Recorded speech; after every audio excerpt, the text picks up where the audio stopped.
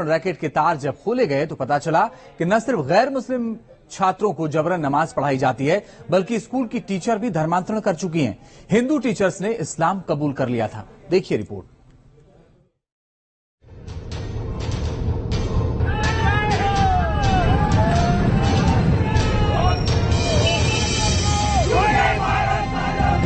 इस तरह की जो मानसिकता है, इसको मध्य प्रदेश में पूरी तरह से नेस्तनाबूद कर दिया जाएगा।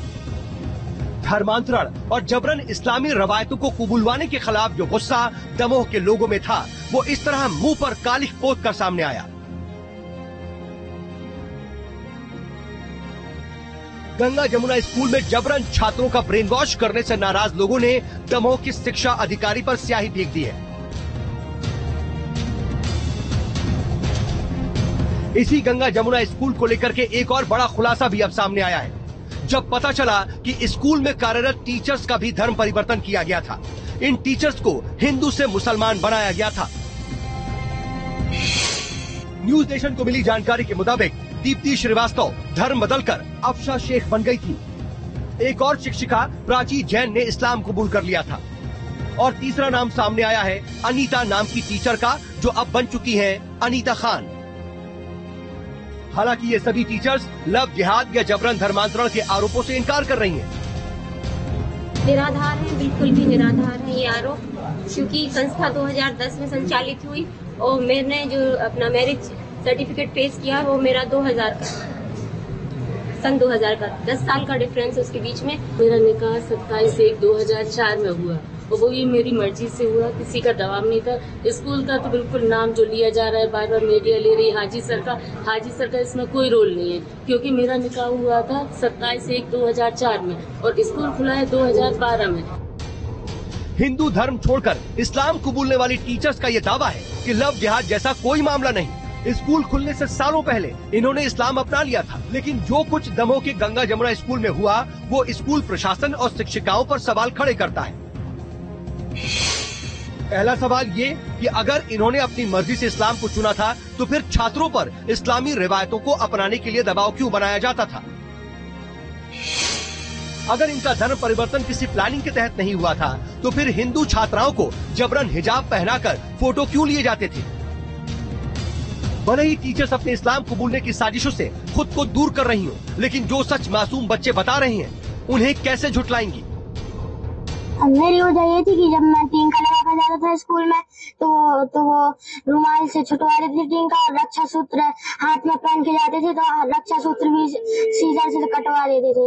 वो नमाज पढ़वाते थे और बच्चों से उर्दू पढ़वाते थे।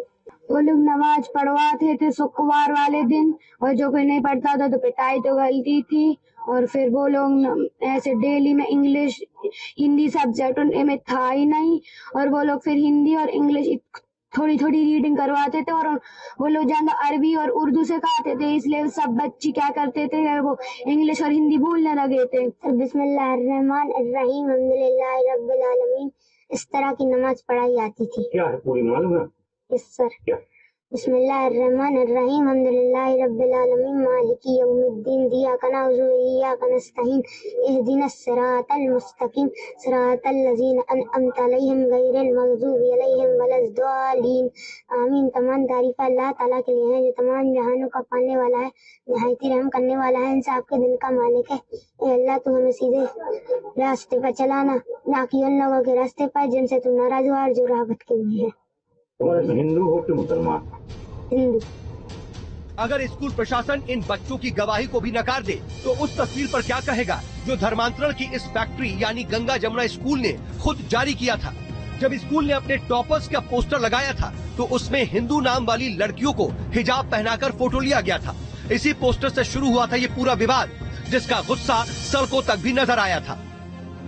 वो अपने मिशन को लेकर के चल रहे हैं, षड्यंत्रों को लेकर के चल रहे हैं, और हम जहां शिक्षा का क्षेत्र एक देव स्थान माना जाता है, वहां पर ये कुकृत्य कर रहे हैं, अपनी विषैली मानसिकताएं फैला रहे हैं।